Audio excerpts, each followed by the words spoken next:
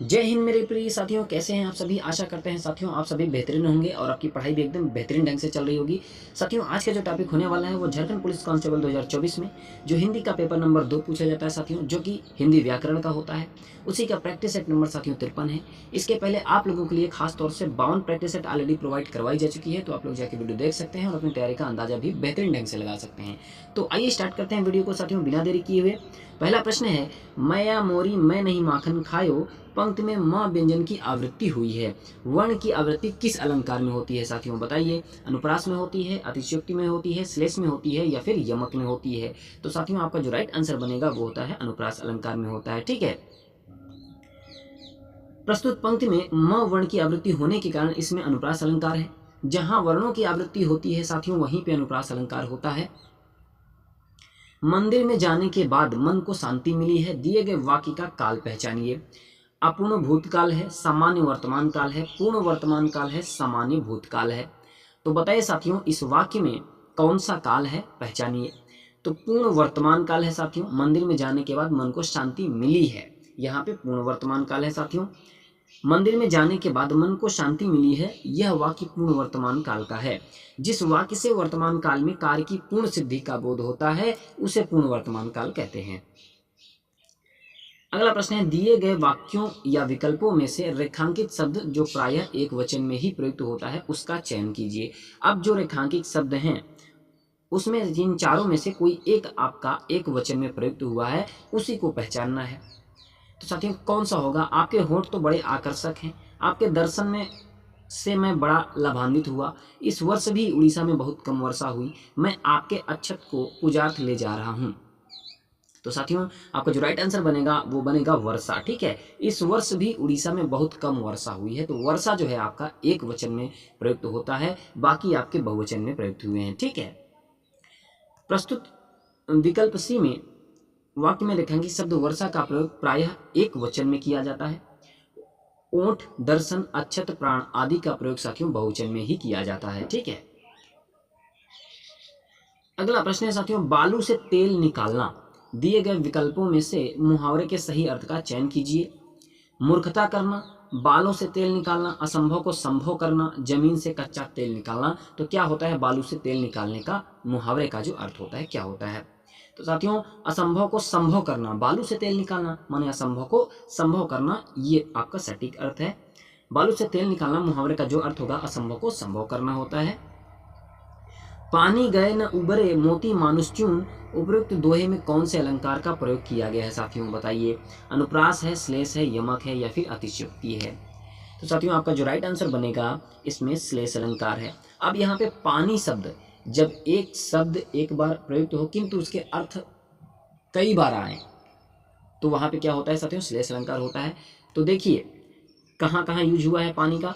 पानी गए न उबरे मोती मानुष चून, इस पंक्ति में पानी शब्द के तीन अर्थ हैं साथियों। मोती के संदर्भ में चमक या कांति, मनुष्य के संदर्भ में इज्जत या सम्मान जिसे कहते हैं, और चून के संदर्भ में साधारण पानी। अतः यहाँ श्लेष अलंकार है साथियों। जब किसी शब्द का प्रयोग एक बार ही किया जाता है किंतु उसके एक से अधिक अर्थ निकले तब वहां पे श्लेष अलंकार होता है। ठीक है, अगला प्रश्न है, निर्मल का विलोम शब्द दिए गए विकल्पों में से कौन सा है। मलिन है, अभद्र है, विषम है या फिर कोमल है। तो बताइए निर्मल का विलोम शब्द कौन सा होगा। तो साथियों मलिन जो होता है वो निर्मल का विलोम शब्द होता है। निर्मल का विलोम शब्द क्या होगा, मलिन। भद्र का विलोम अभद्र होता है साथियों, और सम का विषम होता है, कोमल का कठोर होता है। अगला प्रश्न है, निम्नलिखित वाक्यों में से शुद्ध वाक्य पहचानिए। आसमान से घने बादल छाए हुए हैं, आसमान पर घने बादल छाए हुए हैं, आसमान को घने बादल छाए हुए हैं, आसमान में घने बादल छाए हुए हैं। तो शुद्ध वाक्य को पहचानना है तो क्या होगा साथियों, आसमान में घने बादल छाए हुए हैं, ये आपका बिल्कुल शुद्ध वाक्य है। ठीक है, शुद्ध वाक्य आपका आसमान में घने घने बादल छाए हुए हैं, आपका बिल्कुल शुद्ध वाक्य है। दिए गए चार विकल्पों में से कौन सा शब्द स्त्रीलिंग है। प्रकृति, दुपट्टा, अध्यक्ष, महोदय। स्त्रीलिंग शब्द को आपको छांटना है, स्त्रीलिंग शब्द कौन सा है। तो साथियों प्रकृति जो है वो स्त्रीलिंग शब्द है, बाकी क्या है पुल्लिंग है। दुपट्टा शब्द देख के आपके मन में स्त्रीलिंग शब्द नहीं जागना चाहिए साथियों। ठीक है, भले स्त्री यूज करती हूँ, स्त्रियाँ यूज करती हूँ, लेकिन साथियों प्रकृति जो है वो स्त्रीलिंग है। बाकी आपके पुल्लिंग हैं। जबकि दुपट्टा, अध्यक्ष और महोदय शब्द क्या है? पुल्लिंग है साथियों। मोहिनी तेज दौड़ती हैं, इस वाक्य में तेज क्या है? रीतिवाचक क्रिया विशेषण है, स्थानवाचक क्रिया विशेषण है, कालवाचक क्रिया विशेषण है, परिमाणवाचक क्रिया विशेषण है। तो क्या है साथियों? मोहिनी तेज दौड़ती है, इस वाक्य में तेज जो है ना वो आपका रीतिवाचक क्रिया विशेषण है। ठीक है, अब रीतिवाचक क्रिया विशेषण होता क्या है साथियों?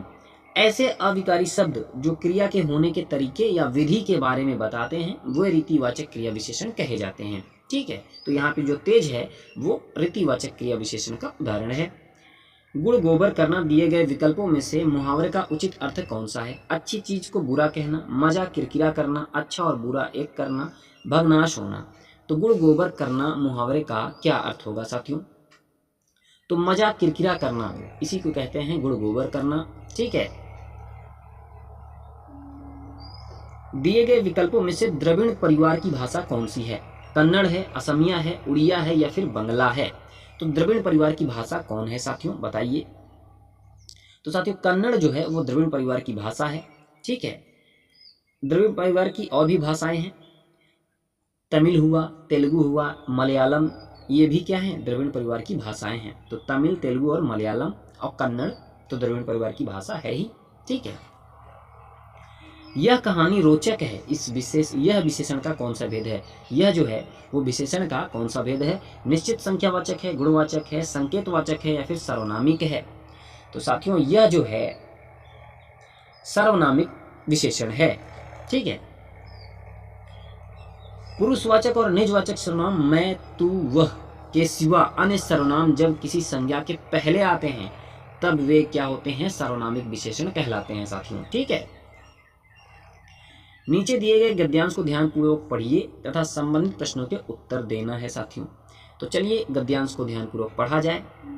भाषा का प्रश्न अत्यंत संवेदनशील है, अतएव इस पर बड़ी समझबूझ, सहानुभूति और धैर्य से विचार करना आवश्यक है। इस संबंध में जो भी समाधान ढूंढा जाए उससे यह आभास नहीं होना चाहिए कि एक भाषाई गुट की विजय हुई है और दूसरे की पराजय। कोई भी सर्वमान्य हल निश्चय ही उस भारतीय राष्ट्रीयता की विजय का द्योतक होगा जिसने अतीत में समय समय पर अपनी शक्ति प्रदर्शित की है। हमने राष्ट्रीयता तो प्राप्त कर ली है, एक राष्ट्रीय पताका भी अपना लिया है, परंतु हम देश की एक संपर्क भाषा, संघ की राजभाषा अपनाने के अपने अभिष्ट लक्ष्य पर अभी तक नहीं पहुंच पाए हैं। इस उद्देश्य की पूर्ति के लिए अनुकूल वातावरण तैयार करने की जो तोड़ कोशिश करनी होगी, ऐसे मामलों में जल्दबाजी आत्मघाती है, क्योंकि उससे अनेक समस्याएं खड़ी हो जाती हैं। खास तौर पर लोगों के मन में संदेह और अविश्वास उत्पन्न हो जाता है और ये दोनों ही राष्ट्रीय एकता के कट्टर दुश्मन हैं साथियों। आशा करते हैं आप लोग गद्यांश को ध्यानपूर्वक पढ़े होंगे, समझे होंगे। अगर साथियों आप लोग गद्यांश को एक बार में नहीं समझ पाए हैं तो आप लोग वीडियो को पीछे करिए और फिर से गद्यांश को देखिए, पढ़िए, उसके बाद आप लोग प्रश्न की ओर जाइए, क्योंकि गद्यांश को पढ़ने के बाद जब आप उत्तर दे लेंगे तब समझिए कि आप गद्यांश को समझ पाए हैं। तो इसलिए आप लोग जल्दबाजी मत दिखाइएगा, पुनः आप लोग पीछे जाके गद्यांश को पढ़िएगा, उसके बाद पूछे गए प्रश्नों का उत्तर देने का प्रयत्न करिएगा। ठीक है, तो चलिए प्रश्न की ओर बढ़ते हैं साथियों। इस गद्यांश का शीर्षक क्या है? भाषा विवाद और राष्ट्रीय एकता, हिंदी का महत्व, राष्ट्रभाषा की तलाश, राष्ट्रभाषा हिंदी। साथियों गद्यांश को पढ़ने के बाद आपको एक पॉइंट पता हुआ होगा कि क्या हो सकता है इस पाठ का नाम। तो साथियों भाषा विवाद और राष्ट्रीय एकता, इसी पर बात हुई है। ठीक है, इस गद्यांश में तो यही शीर्षक होगा। भाषा के प्रश्न को हल करने के लिए किस गुण की आवश्यकता है साथियों? विवेक, धैर्य और सहानुभूति, राजनीतिक चातुर्य, प्रशासनिक दक्षता, सांप्रदायिक सद्भावना। तो किस गुण की आवश्यकता है साथियों? तो विवेक, धैर्य और सहानुभूति गुण की आवश्यकता है भाषा के प्रश्न को हल करने के लिए। ठीक है, अगला प्रश्न है उपयुक्त गद्यांश का मूल तथ्य क्या है? भाषा के प्रश्न को राष्ट्रीय एकता के परिप्रेक्ष्य में देखा जाना चाहिए। राजभाषा के सर्वसम्मत हल के बिना राष्ट्रीय एकता संभव नहीं है। भाषा का विवाद एक गंभीर समस्या है। भारतीय राष्ट्रीय क्षेत्रीय स्वार्थों पर विजय प्राप्त कर लेना है। तो मूल तथ्य साथियों आपका जो राइट आंसर है वो है भाषा का विवाद एक गंभीर समस्या है। ठीक है, अब कैसे मूल समस्या? भाषा का विवाद एक गंभीर समस्या है। ठीक है, यह गद्यांश का मूल तथ्य है। नीचे दिए गए शब्दों में कौन सा गुणवाचक का उदाहरण नहीं है? ऐतिहासिक, पाश्चात्य, प्रभावशाली, बहुत लंबी रस्सी। तो गुणवाचक का उदाहरण नहीं है, आपको ये बताना है। तो साथियों बहुत लंबी रस्सी जो है यह गुणवाचक का उदाहरण नहीं है। बहुत लंबी रस्सी जो है परिमाणवाचक का उदाहरण है, शेष गुणवाचक के उदाहरण है साथियों। ठीक है। क्रिया के जिस रूप से वर्तमान में क्रिया के होने का संदेह हो वह क्रिया का संदर्भ क्या कहलाता है? संभाव्य भविष्य कहलाता है, संदिग्ध भूत कहलाता है, संदिग्ध वर्तमान कहलाता है, या फिर अपूर्ण वर्तमान कहलाता है? तो साथियों क्या कहलाता है बताइए? तो संदिग्ध वर्तमान कहलाता है। क्रिया के जिस रूप से वर्तमान में क्रिया के होने का संदेह हो उसे हम संदिग्ध वर्तमान काल कहते हैं। ठीक है। जबरदस्ती चिपका हुआ, इसके अर्थ को दर्शाता सही मुहावरा दिए गए विकल्पों में से कौन सा है? नाक को चने चबाना, गले पड़ना, नाक में नकेल डालना, गले का ढोल। क्या हो सकता है साथियों?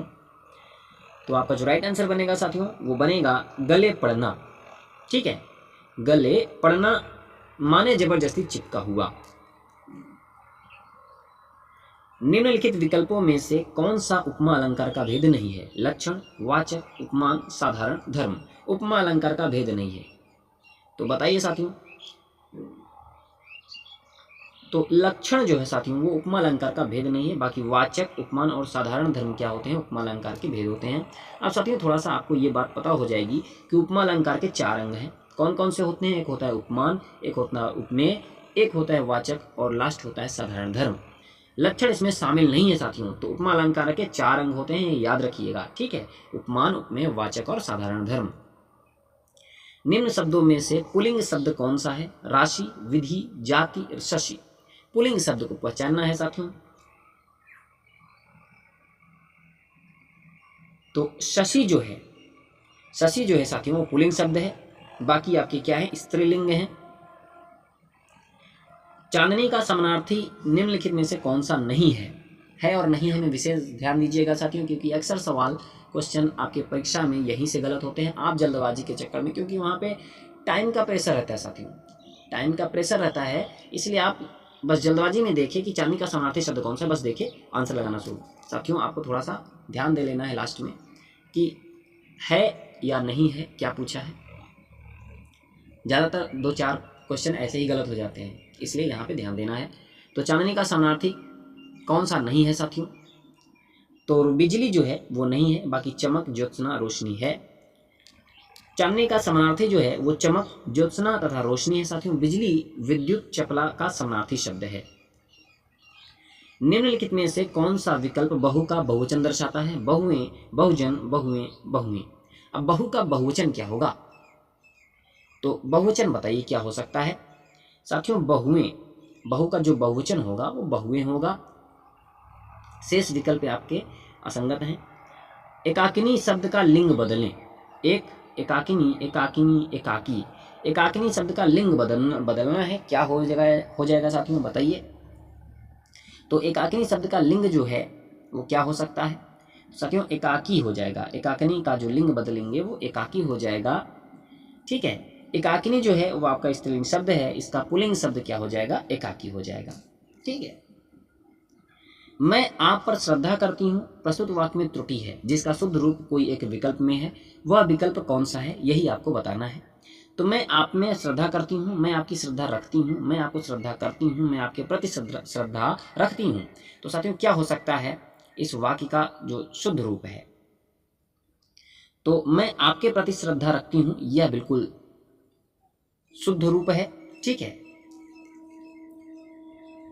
अगला प्रश्न है वह, तुम और हम बाजार जाएंगे। वाक्य को शुद्ध कीजिए। वह, तुम और हम बाजार जाएंगे, हम, तुम और वह बाजार जाएंगे, वह, हम और तुम बाजार जाएंगे, तुम, वह और हम बाजार जाएंगे। साथियों बस आपको वह, तुम और हम में आगे पीछे हुआ है उसी को ध्यान देना है, उसके बाद आपका वाक्य शुद्ध हो जाएगा। तो पहचानिए क्या हो सकता है साथियों। तो हम, तुम और वह, पहले हम, फिर तुम, फिर अगला। ठीक है। पहले जो है वो, उसके बाद तुम, फिर तीसरा। ठीक है। तो पहले अपने को वरीयता दीजिए, फिर जस्ट अगले को, फिर जो नहीं है उसको।